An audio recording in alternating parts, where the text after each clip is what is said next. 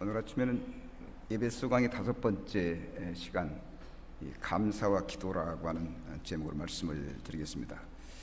우리 성도님들은 항상 감사가 넘쳐야 하고 기도가 넘쳐야 할 줄로 믿습니다.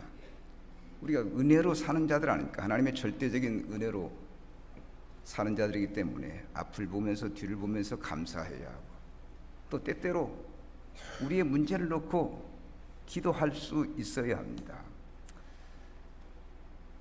여러분, 오늘 아침에 일어나면서 우리 믿음의 사람들은 어떻게 일어납니까? 오 할렐루야, 감사합니다. 이 좋은 날, 이 거룩한 날, 하나님을 예배하는 날인데 오늘 복을 주옵소서, 이렇게 기도하면서 찬송하면서 우리가 이 자리에 나왔을 줄로 믿습니다.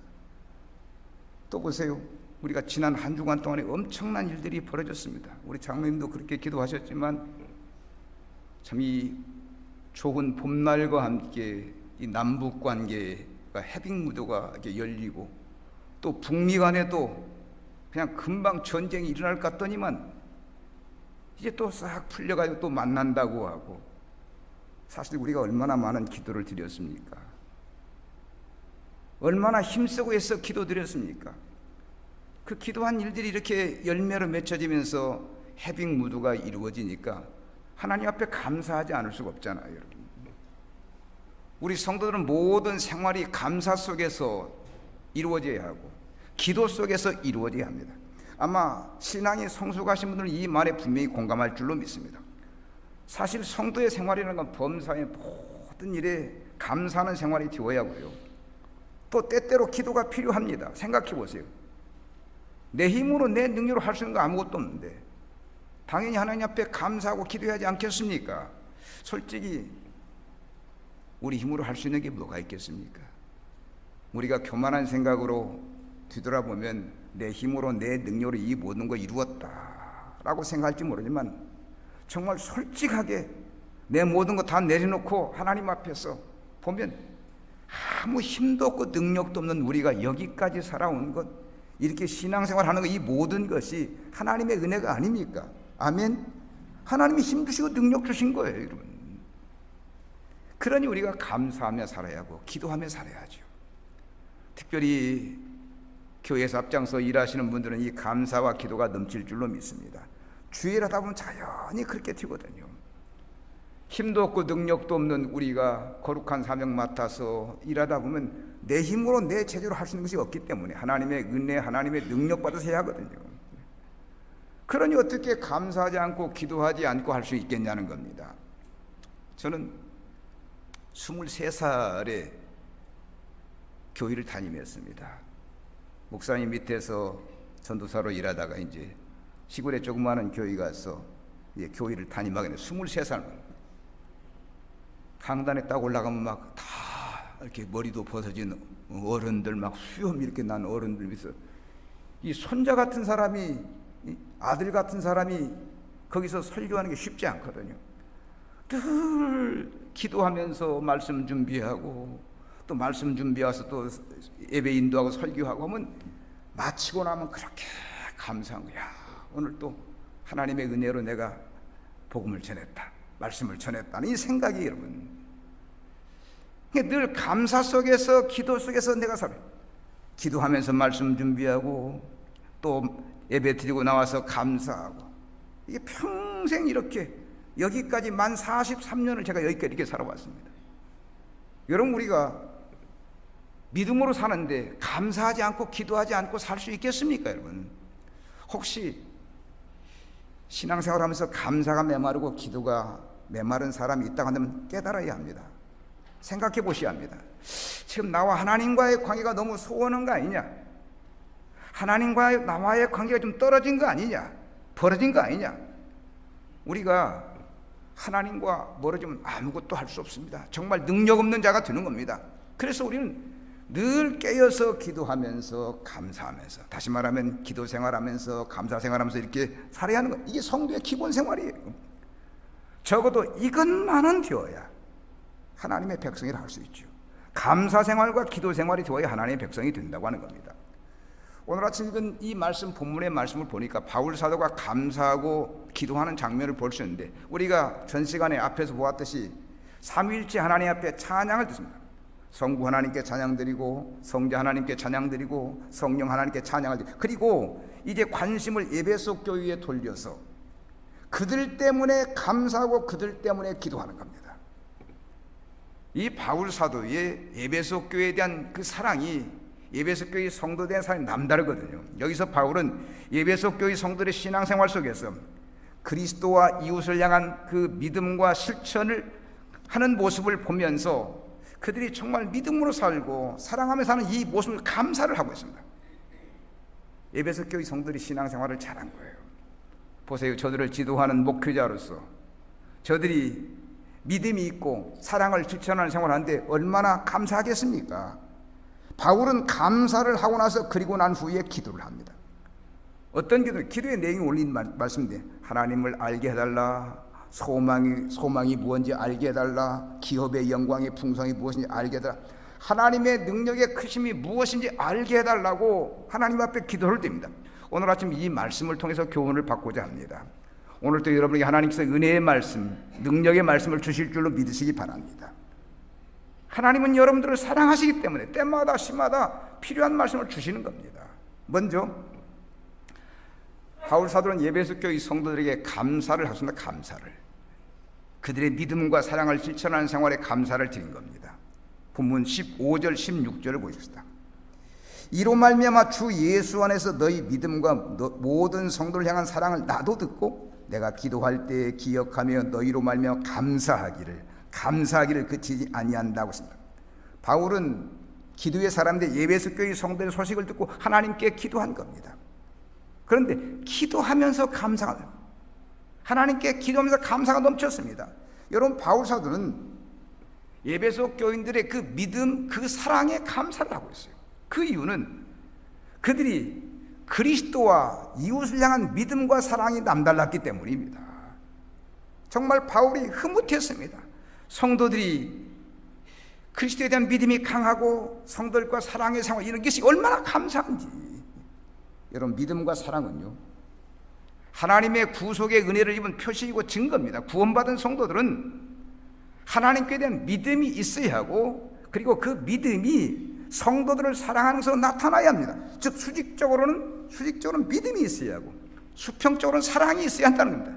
믿음만 가지고 부족하고 사랑도 해야 하는 겁니다.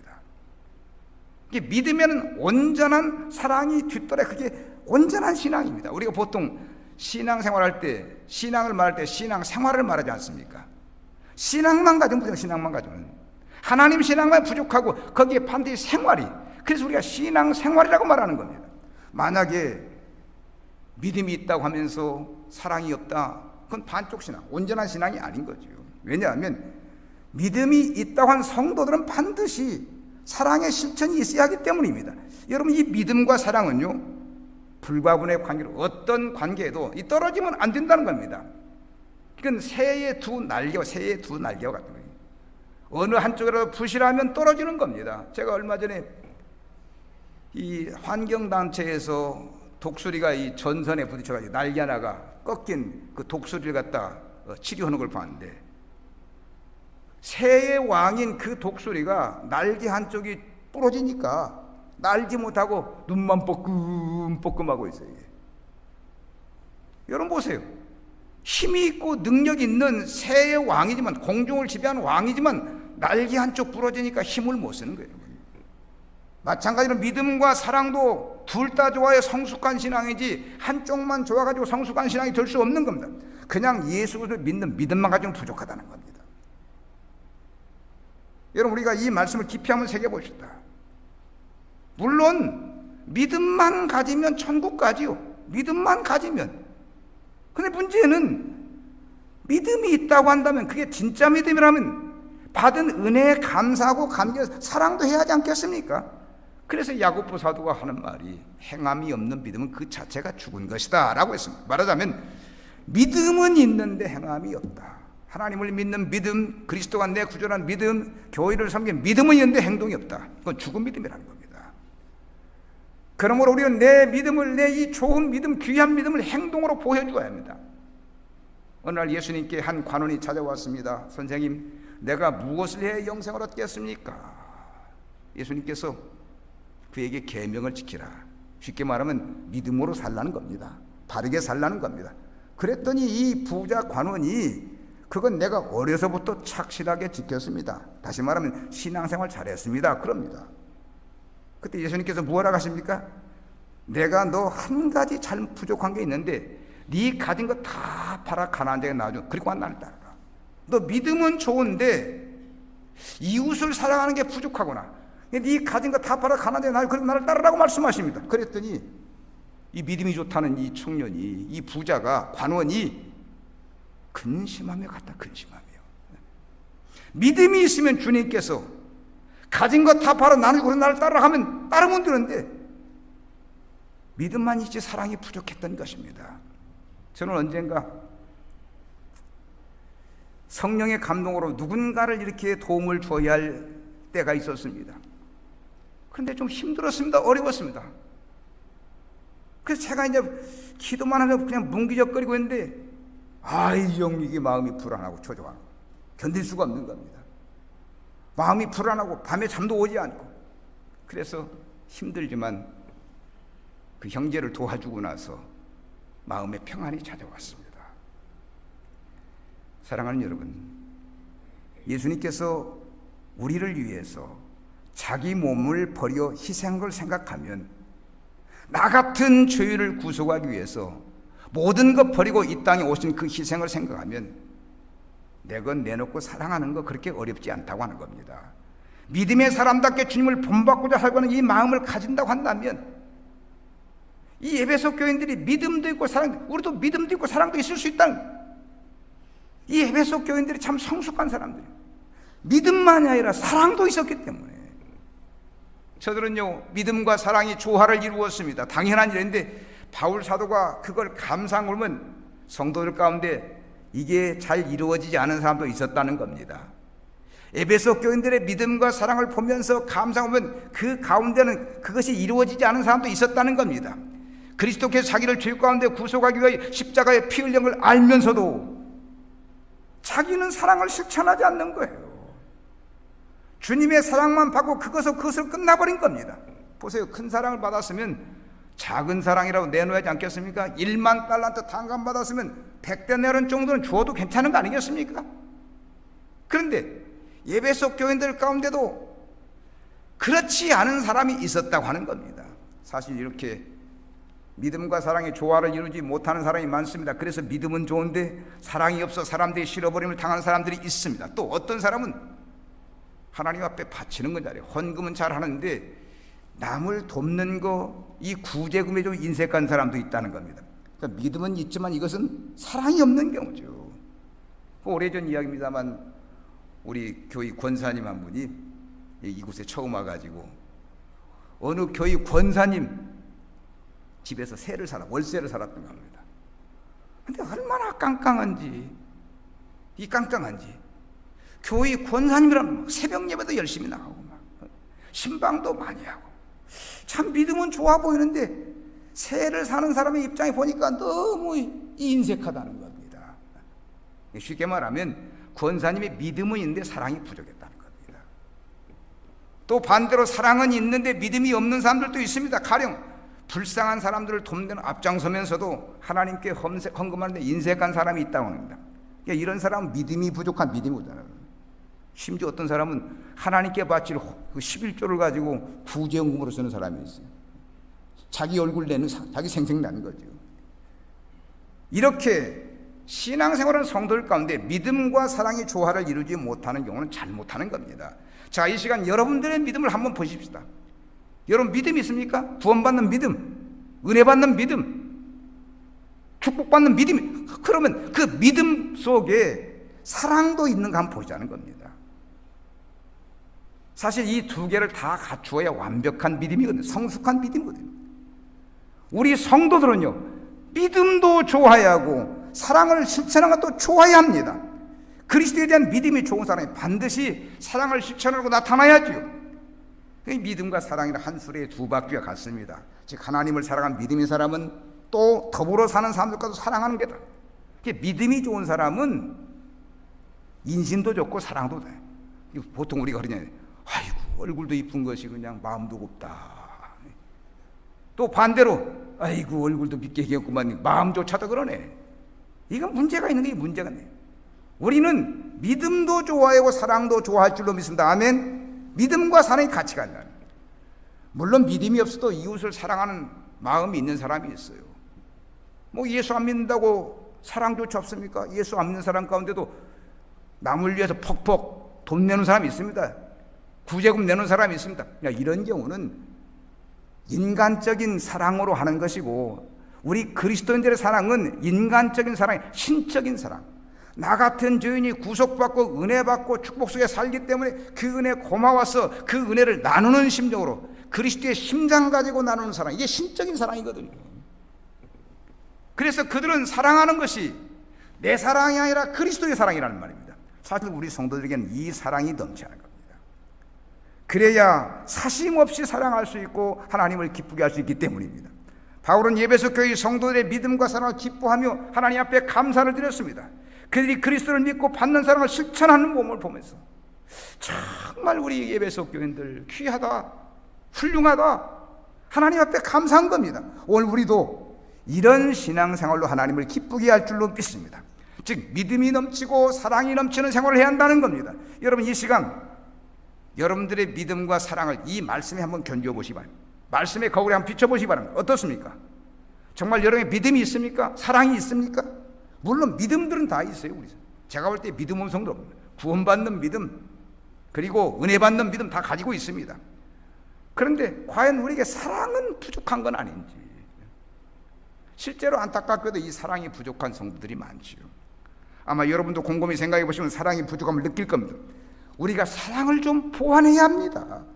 그러기 위해서는 늘 내가 받은 사랑, 내가 받은 일 다 이렇게, 내가 무언데 이렇게 큰 사랑 속에서 이렇게 부유한 생활을 이루고 이렇게 평안한 생활, 내가 이렇게 교회를 섬긴 직분을, 이 은혜를 생각하면 감사해서 감격해서 형제를 사랑하고 돕는 일에도 앞장서게 된다는 겁니다.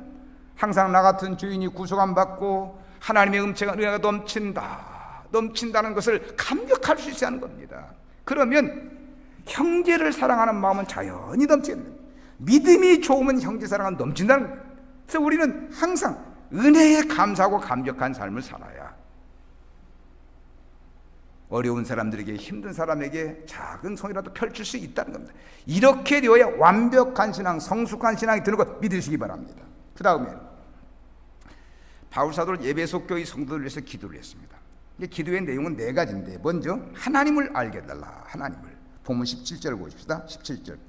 우리 주 예수 그리스도의 하나님 영광의 아버지께서 지혜와 계시의 영을 너희에게 주사 하나님을 알게 하시고, 이게 무슨 얘기입니까? 지혜와 계시의 영을 받아서 하나님을 알라는 겁니다. 이 시간 우리 성도님들에게 지혜와 계시의 영으로 하나님을 알게 되는 축복이 임하시기를 축복합니다. 여기서 지혜와 계시는 성령의 역사의 특별한 방법이거든요. 즉 지혜는 그리스도 안에서 하나님이 행하신 사역을 이해하는 일반적인 이해력을 말합니다. 그리고 계시는 하나님이 자기 비밀을 알 수, 자기 뜻을 알 수 있도록 자기를 열어 보이는 거, 성령을 통해 나타내 보이는 걸 말합니다. 인간은 정말 어리석고 우둔해서 하나님을 아는 지혜가 부족하거든요.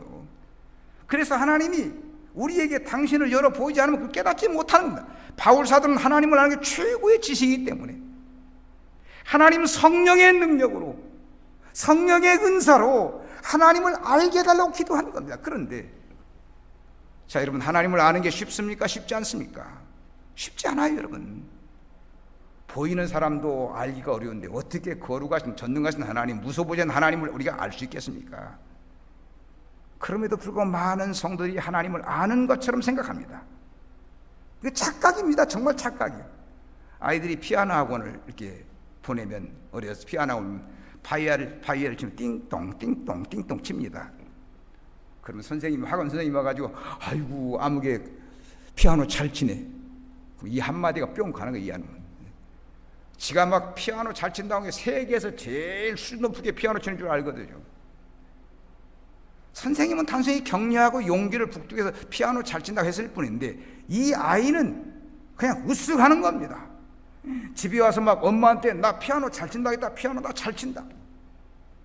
여러분, 이게 정말 잘 치는 겁니까? 혹시 우리가 하나님을 아는 수준이 그 정도밖에 되는 건 아닌지 모르겠습니다. 물론 알게 하죠. 하나님은 전능하신 분으로, 전지하신 분으로, 무소부재하시고 우주 만물을 창조하 통치하시고 죄인을 심판하시고 예수를 보내, 뭐 이런 정도에 알지 우리가.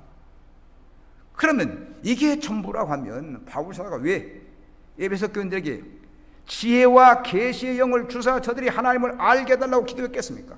하나님을 아는데, 여러분 에베소 교인들이 하나님이 전능하신 분이 전지한 분이 모릅니까? 심판 중을 모릅니까? 압니다. 그런데 왜 바울 사도가 특별히 지혜와 계시의 영을 주사 저들이 하나님을 알게 해달라고 기도했겠냐는 말입니다. 하나님을 알긴 한데 피상적으로 하는 겁니다. 깊이 모르는 겁니다. 우리는 하나님을 아는 게 피상적으로 아는 게 전부가 아니므로 하나님을 알 때 깊이, 아멘, 깊이 알아요. 깊이 알아요. 여러분, 사람도 잘 몰라. 정말 사람도 잘, 내가 저놈 속에 뭐가 들었는지 모르겠다고 막 부모님들이 자식을 갖다 그러잖아요. 그냥 말도 않고 가만히 있으면 저 속에 뭐가 들었는지 모르겠다. 큰 구렁이가 한 마리 들었는지 저놈이 그냥 막 몰라겠다고. 우리가 사람도 몰라 답답해 하는데 우리가 어찌 하나님의 큰 뜻을 알겠습니까? 하나님이 계시하자면 알 수가 없는 겁니다.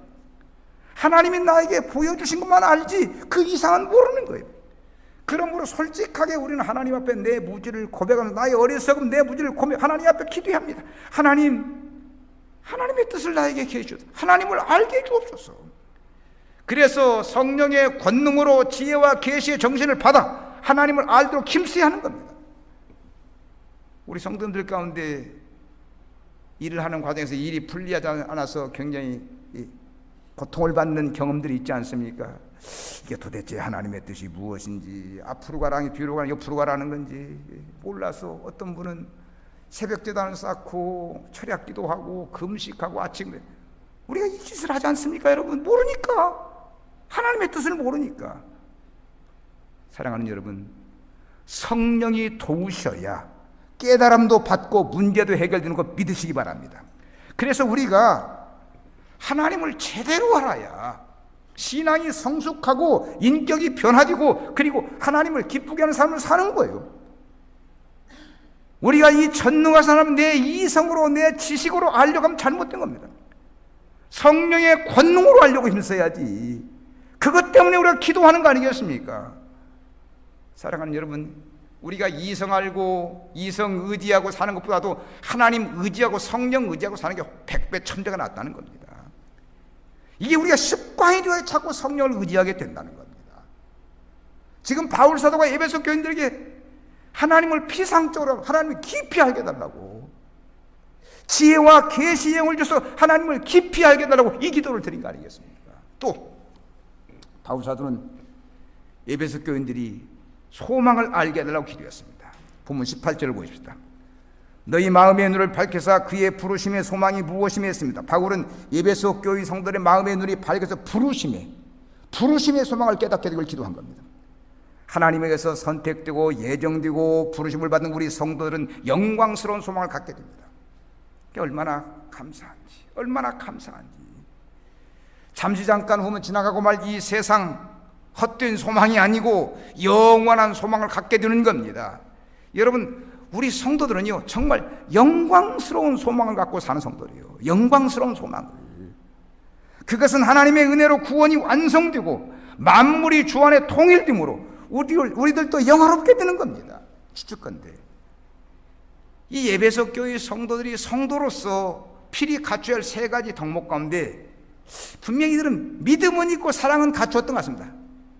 그래서 바울 사도가 믿음이 있다, 사랑이 있다, 하나님 앞에 감사했으니까. 그런데 문제는 이 에베소 교회 성도들의 믿음도 좋고 사랑도 있는데 소망이 좀 미흡했다는 겁니다.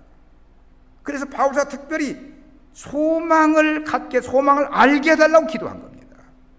사랑하는 여러분, 우리 그리스도인들은 소망을 알아야 합니다. 하나님이 나를 부르셔서 내가 소망하기를 원하는 것이 무엇인가를 알아야 한다는 겁니다. 하나님이 나를 부르셔서 내가 소망하기를 원하는 게 무엇인가를 알아야 한다는 겁니다. 여러분, 성도의 소망은요, 이 땅에 들인 썩어질 소망이 아니지 않습니까? 그게 무슨 소망인가요? 이 땅에서 돈 잘 벌고 높아지고 잘 먹고, 이게 무슨 소망입니까, 여러분? 우리 성도들의 진짜 소망은 내세의 소망, 영원한 소망이 아닙니까? 그러므로 우리 성도들은 이 땅에서 당하는 어려운 문제, 경제적인 어려움, 자녀들로 인한 어떤 이 잠시 잠깐 되어가는 가정에 이루어진 이 어려움들, 낭망하면 안 돼요. 물론 내세의 소망이면 그렇게 되겠죠. 실제로 많은 성도들이 이 내세의 소망, 영원한 소망을 갖지 못해서 작은 것 때문에 힘들어하고 고통받고 이리 쓰러지고 저리 쓰러지고 허다합니다, 여러분. 소망이 없기 때문에. 사실 이런 경우는 믿음도 없고 소망도 없는 거죠, 여러분. 우리에게는 정말 내세를 바라는 소망이 간절해야 합니다. 우리나라가 1950년대, 60년대 전쟁 끝나고 얼마나 어려웠습니까? 제가 어려서 교회 가서 배운 찬송은 다 지금으로 말하면 장례 찬송이, 장례식장에 가서 부를 찬송을 부르면 막 잠시 동안 세상에 막 네 줄과 다 이 장례식 가서 부를 찬송들을 다 불렀다, 그 당시. 왜? 소망이 없으니까. 전쟁으로 다 무너졌는데, 다 쓰러졌는데, 남편 죽고 자식 죽고, 이 상황에서 무슨 소망이 있습니까? 이게 소망 찬송을 많이 부르. 우리는 그냥 즐겁게 장례 찬송을 소망 찬송으로 부르었다는 겁니다. 제 친구가 어느 교회에 부임해서 목표를 하면서 정월 초하는 날 어느 교인이 초대를 하더라는 거예요. 그래서 가서 이제 예배 인도하면서 잠시 동안 세상에 사면 소망 찬송을 불렀는데, 예배를 드리고 나서 시험 들어버린 거예요. 이게. 정월 초하는 날부터 와서 장례 찬송 불렀다고 말입니다. 근데 이 친구는 그게 장례 찬송이라 생각, 어려서부터 즐겨 부른 찬송이니까. 사랑하는 여러분, 우리가 이 땅에 살면서 내세의 소망을 갖는 건 참으로 다양한 일입니다. 세상이 어렵고 힘들다 할지라도 우리는 내세의 소망을 가지면 끝나는 겁니다. 그리고 성도는 이 내세의 소망이 있다면 현실적으로 어려움이다 쓰러지면 안 되는 겁니다. 끝까지 참고 인내하면서 나아가면 하나님이 하늘의 영광스러운 소망으로 넘치게 주시기 때문입니다. 우리는 왜 어째서 바울 사도가 에베소 교회 성도들이 소망을 알게 되고 기도하는 걸 알게 됩니다. 그것이 그만큼 중요하기 때문입니다. 사실 바울의 신앙은 소망신앙이거든요. 그는 소망신앙입니다. 이 세상 보지 않았습니다. 이 세상 명예, 이 세상 어떤 헛된 거, 이 세상 잘못, 그런 거 보지 않았습니다. 그는 일편단심 저 영원한 나라를 소망 두었습니다. 그가 디모데에게 보낸 편지에 보면 디모데후서 4장 6절로 8절에 보면 그런 말을 합니다. 내가 전제와 같이 벌써 봄이도 나의 떠날 시간이 가까웠다. 나는 선한 싸움 싸우고 달려갈 길 마치고 믿음을 지켰으니 일편단심 주님 마음으로 만족하고 살았다는 거예요. 그거 어떻게 하냐? 나에게 의의 멸류가 있다. 바울의 소망은 세상의 어떤 것이 아니고 저 영원한 나라의 의의 멸류관이었습니다. 사랑하는 여러분, 오늘 우리 성도들이 세상 보는 눈이 너무 밝으면 안 됩니다. 이 육안이 밝으면 안 됩니다. 좀 세상 보는 육안은 어두워야 합니다. 어수룩 한 게 좋습니다, 여러분. 말하자면 썩어질 세상 물질과 쾌락과 오락을 보는 눈이 어두워진다는 겁니다. 이게 밝으니까 영적인 세계가 안 보이는 거예요. 이제 육안이 밝으니까 영안이 어두운 겁니다, 여러분. 이 시간 우리 성들의 영안이 열려질 축복합니다. 영안이 열려지셔야 합니다. 신령한 걸 보는 눈이 열려야지. 썩어질 것만 보는 눈이 강하다 보니까 이 세계가 안 보이는, 이 세계가 자꾸 영적인 세계를 의식하면서 성령님과 동행하면서 그 나라를 사모하면 그 영적인 세계가 보이지요. 보세요, 우리는 너 날마다 하나님을 기쁘게 하며 사는 존재들인데 세상 걸 보는 눈이 밝으면 신앙생활 잘하기가 어렵습니다. 그러므로 항상 경건하게 살면서 하나님 나라를 소망하고 그의 나라와 그 일을 구하면서 힘써 나가야 합니다. 정말 우리가 잠시 왔다가는 이 세상에서 이 세상의 낙을 너무 추구하면 안 되겠다는 겁니다. 참 인생이 잠깐 아닙니까? 얼마 전에 제 집사람하고 옛날 그 사진을 이렇게 보는데 그거 보니까 우리 장인어른 그 회갑 때 찍은 거더라고요. 보니까. 그런데 보니까 거의 다 돌아가시더라고요. 장인어른 돌아가셨죠. 뭐 고모님 돌아가셨죠. 막 그 작은 아버지 다 돌아가셨어요. 한순간에 이야, 정말 인생 잠깐이다. 인생 잠깐이다. 그 사진을 보니까 인생이 그렇게 빨리 가는 걸 느낄 수 있다는 겁니다. 사랑하는 여러분, 우리가 잠시 왔다 가는 이 세상에서 저 영원한 세계를 소망하지 못한 참 불쌍한 사람이, 초라한 사람이 된 겁니다. 그래서 바울 사도가 에베소 교인들이 소망을 알게 해달라고 기도한 거예요. 사랑하는 여러분, 이 아침 소망을 아시기를 축복합니다. 또 바울은 기업의 영광의 풍성이 무엇인지 알게 해달라고 했습니다. 그는 에베소 교회 성들이 하늘 기업의 영광이 얼마나 귀한지 알기를 원한 겁니다. 그런데 이 기업의 영광이 풍성하다고 했습니다. 우리 성도들이 하늘나라 받게 될 영광스러운 복이 풍성하다는 거예요. 본문 18절 하반절을 보실까요?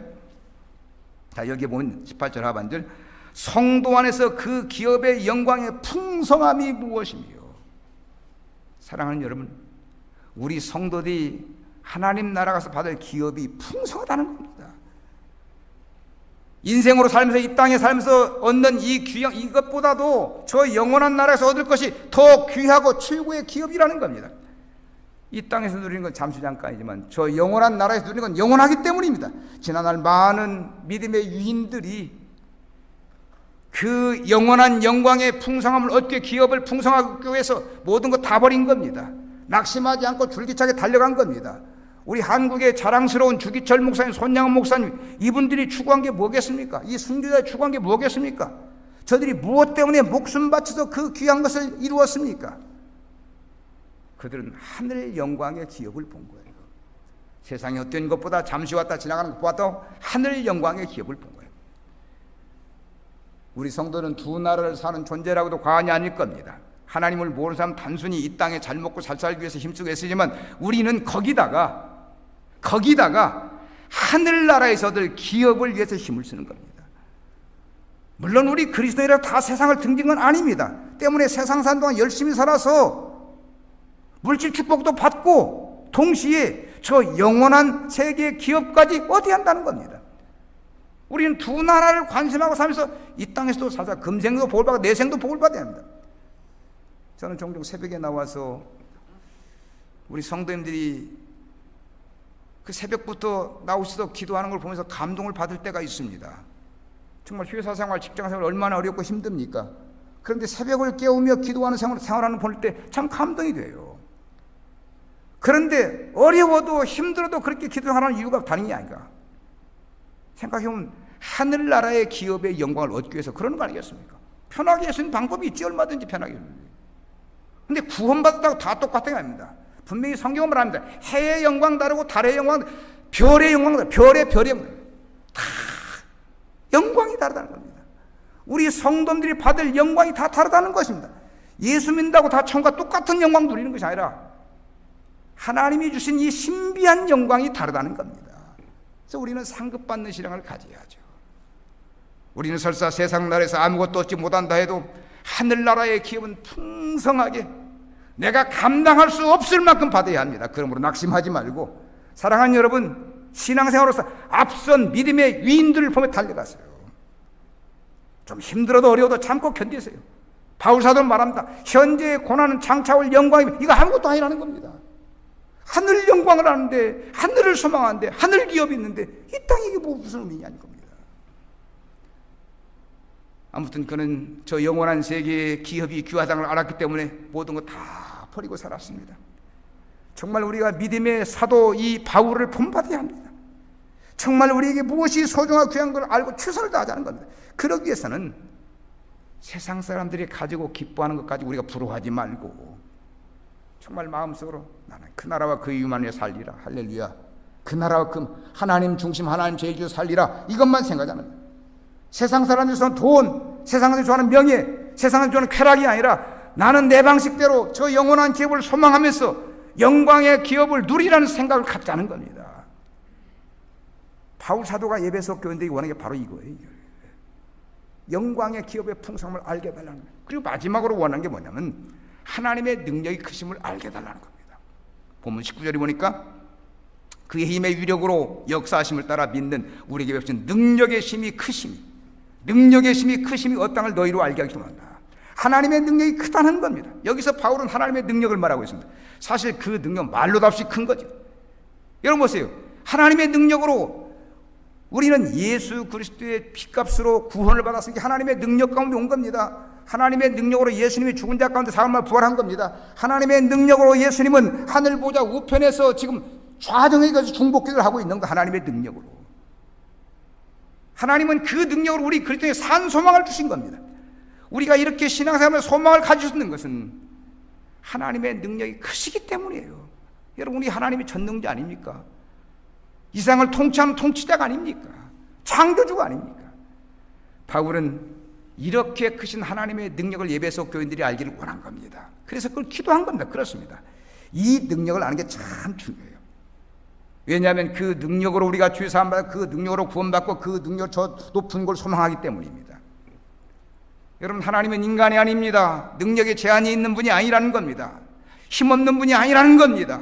바울은 에베소 교회 성도들이 하나님의 능력을 알기를 간절히 원하는 거예요. 정말 우리의 힘과 능력을 할 수 있는 게 아무것도 없습니다. 우리는 자신의 한계를 늘 보아야 합니다. 그래서 하나님 앞에 겸손이 없다는 겁니다. 조금 힘이 있다고 뭐 좀 안다고 그것 가지고 하나님 앞에서 우리가 내세울 게 없다는 겁니다. 그럼 하나님이 가섭다. 아이고 사랑하는 종아, 네가 무엇을 할 수 있다고 그렇게 교만하냐. 하나님이 웃으시지 않겠습니까, 여러분? 하나님께서 은혜로 모든 걸 다 주시는데 우리가 그 능력 속에 살면 되지. 우리가 교만할 이유가 무엇입니까? 우리가 어린 자녀들을 보면 다 이 부모의 능력 가운데 사는 거 아닙니까? 정말 요즘 그 젊은 사람들 부모 잘 만난 게 복이라고 하는 얘기를 한다는 겁니다. 부모 잘 만나는 것이. 부모 능력이 자기 능력이라는 겁니다. 청년 실업이 많다 보니까 그러는 거예요. 심지어 신학교 같은 데서는 목사님 자녀들을 진골, 장로님들 성골해. 진골, 성골도 아닌데 여기 학교 뭐 들어도 왔냐고 합니다. 여기 나와서 뭐 들 거냐는 겁니다. 갈 자리도 없는데. 이런 세상이 됐습니다. 여러분 보세요. 자식은 능력 있는 부모가 있으면 좋지 않습니까? 그런데 여러분, 우리는 하나님의 거룩한 백성이 하나님의 능력으로 살면 됩니다. 아멘. 하나님의 능력으로 살면 됩니다. 바울 사도는 말합니다. 내게 능력자, 내가 모든 걸 할 수 있다. 하나님의 능력을 할 수 있다는 겁니다. 우리 그리스도인들은 연약해도 하나님의 능력만 믿고 나가면 놀라운 역사를 이루며 살 수 있는 겁니다. 그러므로 하나님의 능력이 크심을 알게 해달라는 겁니다. 바울 사도 이 절절합니다. 하나님의 능력이 크심을 에베소 교인들이 알게 해달라는 거예요. 자, 오늘 아침 말씀을 통해서 우리는 바울이 에베소 교인들에게 감사하고 기도하는 모습을 봤습니다. 즉 그들이 믿음과 사랑이 조화를 이루어 사는 것을 감사했고 그들이 신앙이 성숙한 걸 하나님 앞에 감사했습니다. 그리고 기도의 내용을 보니까 하나님 알게 해달라, 소망을 알게 해달라, 기업의 영광의 풍성을 알게 해달라, 그리고 하나님의 능력의 크심을 알게 해달라고 간곡한 심정으로 기도했습니다. 바울은 믿음의 위인답게 감사가 있고 기도가 있었습니다. 오늘 여러분도 생활 속에서 감사가 넘치고 기도가 넘치길 축복합니다. 인생은 하나님의 도움과 인도하심에서 끝나는 겁니다. 그러므로 생활 속에서 계속 감사하시고 쉬지 말고 기도하시고 힘쓰고 애쓰시길 바랍니다. 오늘 이 아침 에베소 교회들의 이 사랑과 기도가 여러분들에게 넘치고 그리고 바울 사도가 간절히 구한 것처럼 그 능력과 그 은혜가 우리 성도들 모두에게 임하시기를 주님의 이름으로 축원합니다.